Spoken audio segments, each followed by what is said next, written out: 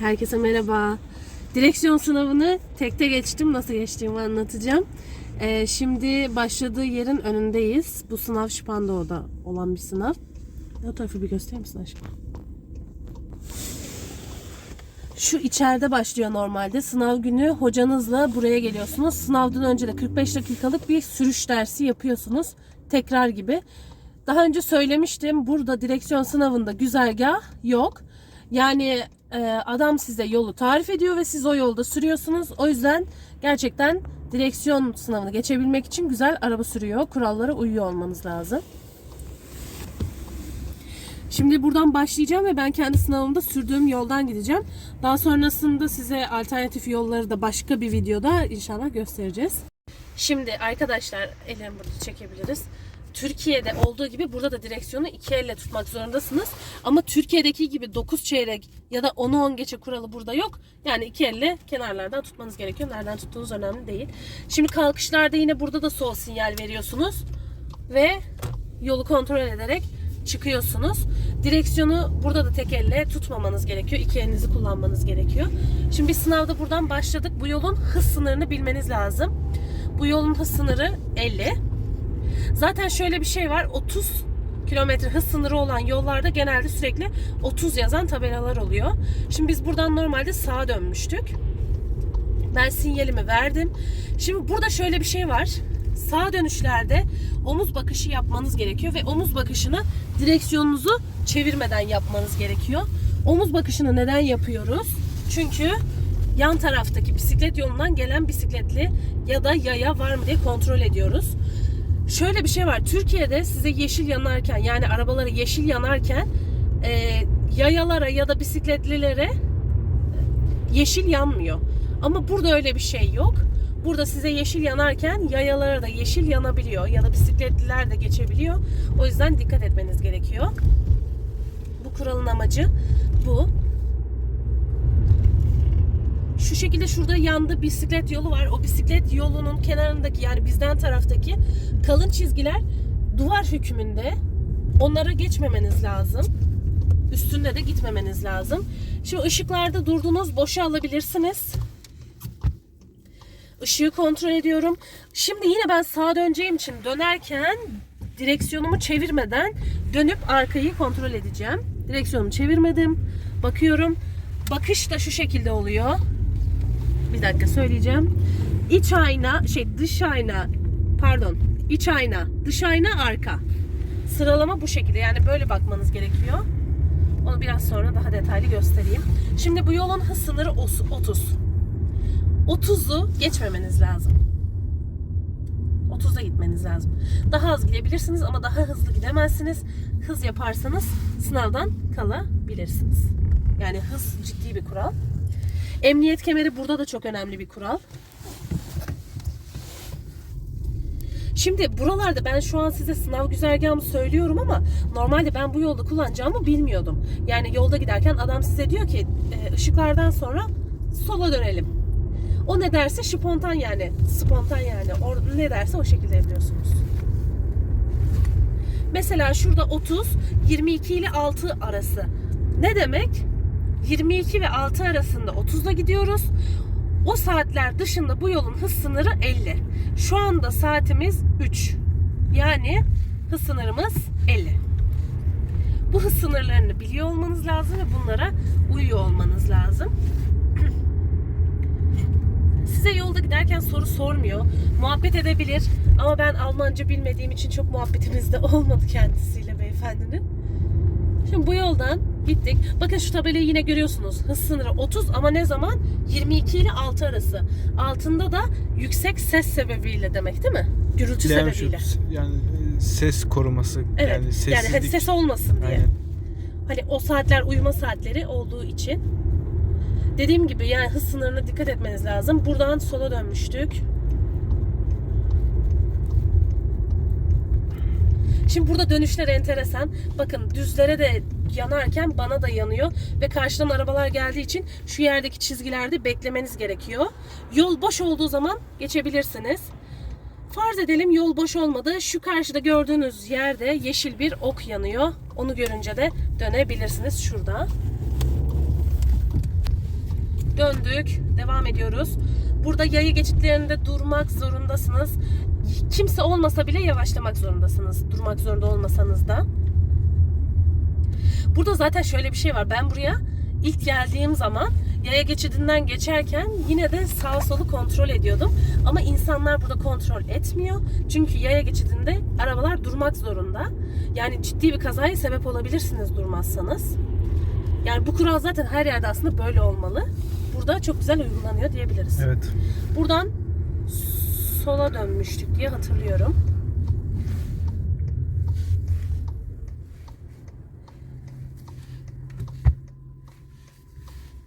Burada direksiyon sınavını geçmek biraz zor. Bu konuda sen belki konuşabilirsin aşkım.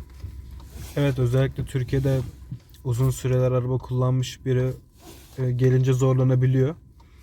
Çünkü kendi bildiği gibi sürüyor ama burada sınavda gösterilmesi ve uyulması gereken çok trafik kuralları Burada da var dönüşü yani. göstermek istiyorum. Karşıdan araba geliyor. Yolun ortasında direksiyonunuzu çevirmeden bu şekilde durmanız gerekiyor. Arkayı Döneceğim yeri de kesmeme gösterebilir şartıyla misin? önce. Evet, arkayı da kesmeden. Döneceğim yolda şurası.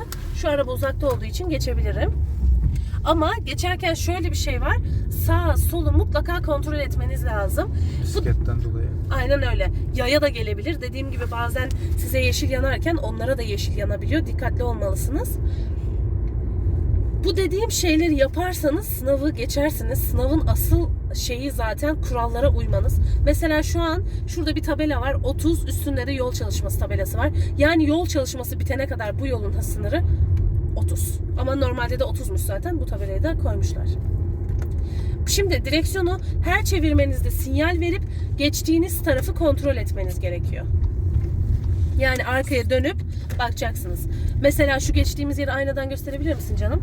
Orada mesela çalışma var. Araba gelmeyeceği kesin ama yine de dönüp sağ tarafınıza bakmanız lazım. Neden? Bisikletli geçebilir.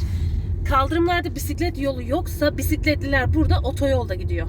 Araçların gittiği yolda gidiyor. Evet. O yüzden direksiyonunuzu her çevirmenizde mutlaka iç ayna, dış ayna ve arkaya dönerek bakmanız lazım. Şimdi mesela buranın hız sınırı 30. Şurası öncelikli yolda, bunu gösteremedim. Şimdi burada nasıl göstereyim? O tabelayı gördüğümüzde gösterelim, öncelik tabelasını. Aynen. Eğer size öncelik tabelası yoksa sağdan gelen yol her zaman öncelikli, yol vermek zorundasınız. O konuda da mesela adam sağdan geliyorsa ve öncelikli olduğunu biliyorsa asla durmuyor. Yani yola devam ediyor. Geldik ışıklara, durduk. Şimdi belki dönenler olursa gösterebiliriz ama dönen de hiç olmayacak herhalde.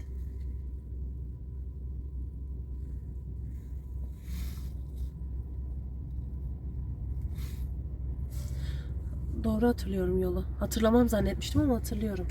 Sınava gireli bayağı oldu yani biraz. Çok olmadı ama çok hatırlamıyorum. Çünkü güzergah olmadığı için ezberleyemiyorsunuz.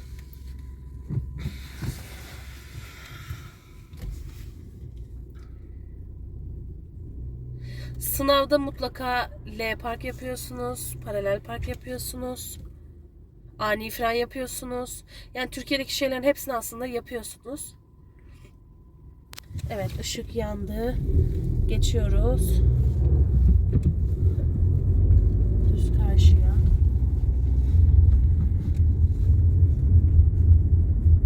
Paralel park bu şekilde araçların arasına yaptırıyorlar. Mesela atıyorum şuraya bir paralel park yapalım diyor.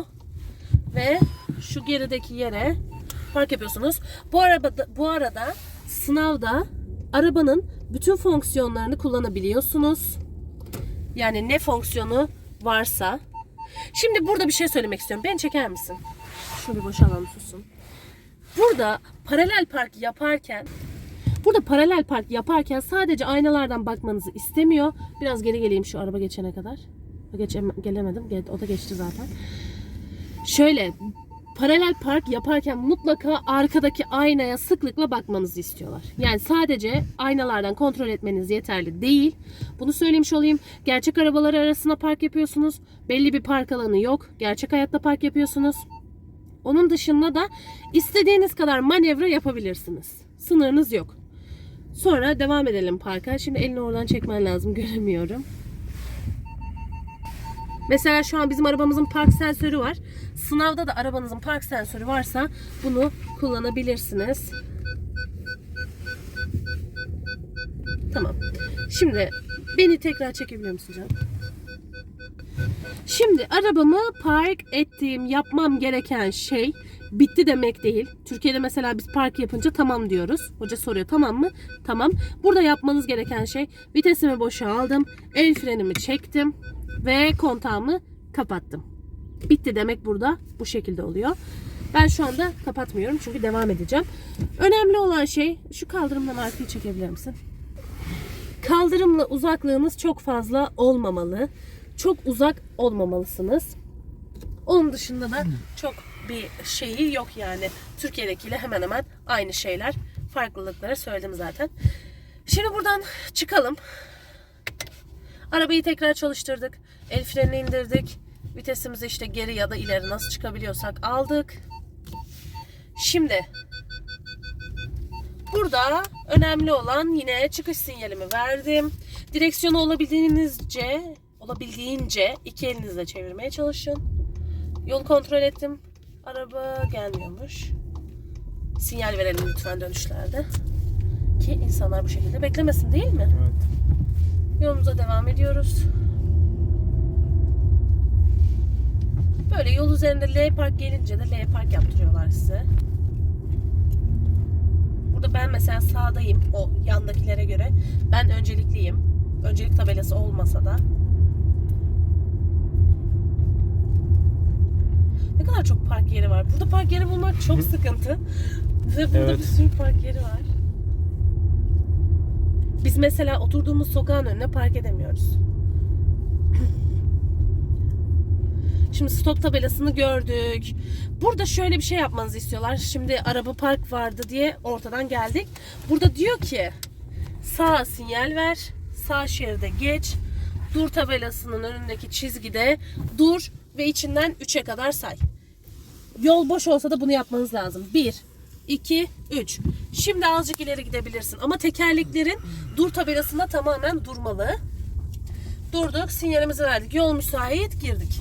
Şimdi sağdaki tarafı yine mutlaka kontrol ediyorum. Her sağ dönüşte.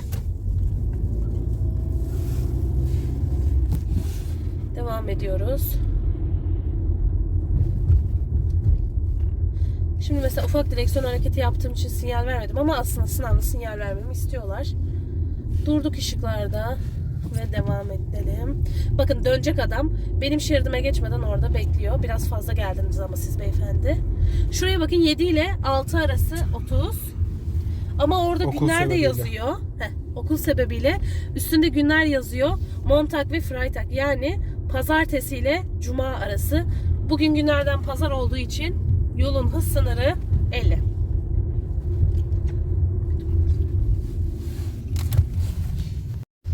Sağa döndüm. Devam ediyoruz. Şimdi normalde olabildiğince yolun sağ tarafından gitmemiz lazım. Çünkü burası çift yön bir yol.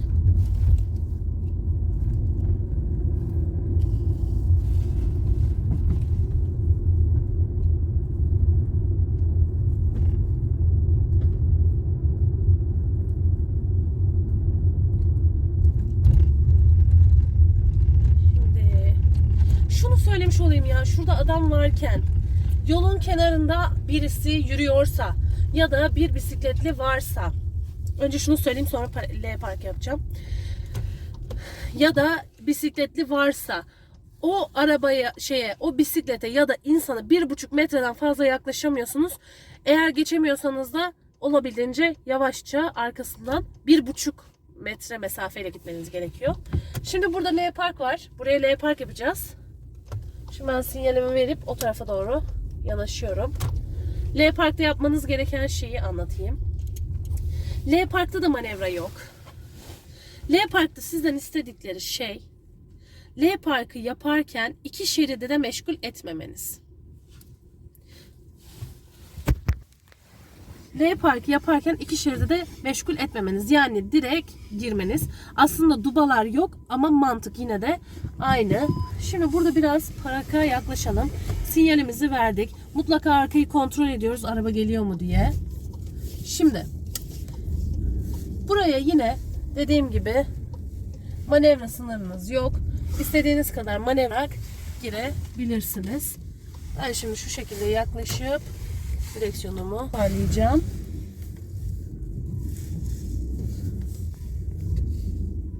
Evet. Tamam. Şimdi yine mantık aynı. Boşaldım. El frenini çektim ve kontağı kapattım. Bitti. Burada da tekrar kontrol edecek ve devam edeceğiz. Yani benim sınavımda adam inip kontrol etmedi. Zaten gözüküyor park yerinin içinde olup olmadığınız ya da nasıl park ettiğiniz. Tekrar devam ediyorsunuz. Kontağı çalıştırdım. El freni indirdim. Vitesim 1. Sinyalimi verdim. Şimdi buradan göremediğim için yavaş yavaş çıkıp yolu kontrol ediyorum. Yolu tamamen görene kadar da çıkamam. Şimdi çıktık. Bu aşamada başarılı. Son olarak ani fren kaldı. Şimdi sağ sinyalimizi verdik. Bu arada buralar benim evimin oralar. Ben sınavımın bir nevi kendi evimin orada girmiş oldum. Şimdi burada diyor ki 30 km hıza kadar yüksel. Ani fren yapayım mı? Yap. Tamam. Tam 30 görünce dur diyor. Bas diyor. Dur. Biraz kaydı ama havanın buzlu olmasına verebilir miyim? Evet. Burada. Sonra kontrol ederek kalkıyoruz. Sonra evet özür dilerim. Konuşurken kaçırdım. Şimdi burada tekrar yapmamız gereken şey kalkış sinyali vermeniz gerekiyor. Yolun ortasındasınız ama durduğunuz için tekrar kalkış sinyali vermeniz lazım. Sonra da her tarafınızı kontrol ediyorsunuz ve tekrar kalkış yapıp devam edelim. Artık her aşamayı yapmış olduk. Zaten sınav normalde galiba 80-90 dakika falanmış sınavın süresi. Ama benim sınavım yaklaşık 1 saat sürdü. 1 saatin sonunda sınavım bitti. Sizi zaten sınav olduğum yerde gezdiriyorum. Şimdi şu yolda çekelim. Bakın şu an ben sağdayım ve ben öncelikliyim. Burada öncelikli tabelası yok zaten. Tabela yoksa sağdaki her zaman öncelikli. Şimdi burada da tabela yok. Şu an şu sağ taraftan gelenler öncelikli. Yolu göremediğim için durdum. Yavaşça gidiyorum ve devam. Burada insanlar sağ öncelikli yollarda sadece sağ tarafı kontrol ediyor. Yani mesela biz Türkiye'de her tarafı kontrol ederken burada insanlar sağ taraf öncelikliyse sola hiç bakmıyor bile. Bana da çok garip geliyor. Mesela direkt yola dalıyorlar. Ben yine de kontrol ediyorum. Mesela işte burası bizim oralar. Bakın park yeri hiç yok yani. Boş olan yerlerde otopark çıkışları, inik yani ne denir? Alçak kaldırımlar. Yani oralara park etmeniz yasak. Gördüğünüz gibi hiç park yeri yok ve burası bizim evimizin önü bile değil. Önünde zaten hiç yer olmuyor. Şimdi buradan sola sinyal verdim. Ben sağdayım ama benim de sağ tarafım var. Sağ tarafımı kontrol ediyorum. Müsait ve devam ediyorum. Şimdi şurada bir dur tabelası var. Orada duracağız. Tekerleklerimiz tamamen duracak. 3'e kadar sayacağız. Şimdi durduk ve sol tarafı kontrol etmemiz lazım. Benim sınavımda şurada bir kadıncağız bekliyordu. Bir 5 dakika kadar kadınla bakıştık. Bekledim ama kadın geçmedi. Bakın bisikletli geliyor. Bunu geçmesini beklememiz lazım. Aynı bir araba gibi. Şimdi yola doğru azıcık yaklaşıyorum göremediğim için. Durdum, bekliyorum yolun müsait olmasını. Şunu söyleyecektim. Yaya vardı ve yayayla bakıştık. Yaya varsa mutlaka onun geçmesine izin vermeniz lazım. Yayayı beklemek zorundasınız. Şimdi devam ediyorum.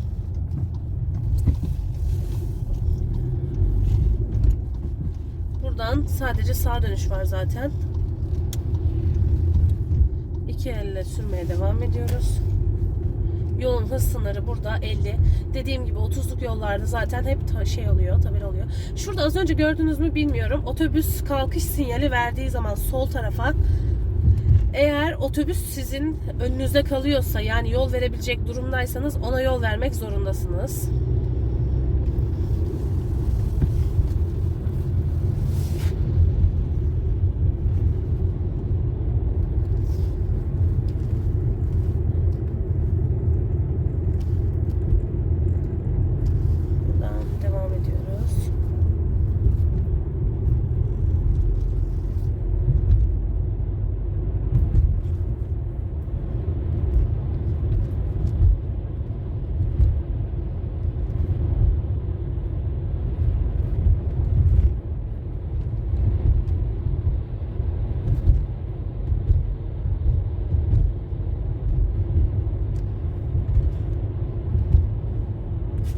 Mesela şerit değiştireceksiniz. Şerit değiştireceğiniz zaman da iç ayna, dış ayna ve arkaya dönüp mutlaka kontrol etmeniz lazım.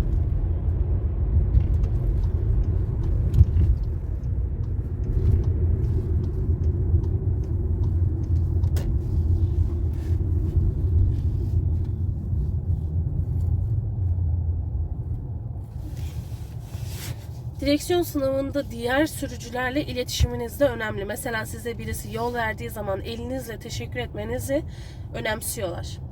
Bu tarz iletişim şeylerini.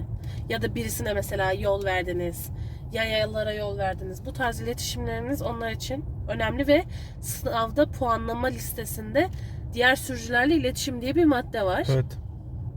Bir de direkt sınava gelen müfettişle muhabbet, yani iletişim altında bir puanlama var.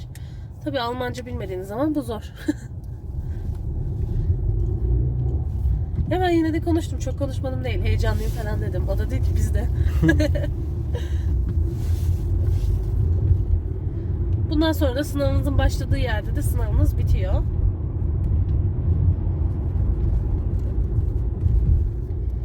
Buradan sağa döneceğiz. Şimdi yavaşladım. Yayalara kırmızı yanıyor şansımıza, yoksa size gösterirdim. Yine de arkaya dönüp kontrol ediyorum bisikletli var mı diye. Ve devam ediyoruz.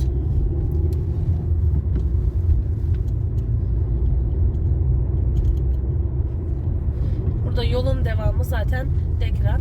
Bana çevirebilir misin? Videoyu kapatalım, oraya kadar götürmeyeyim. İzlediğiniz için teşekkürler.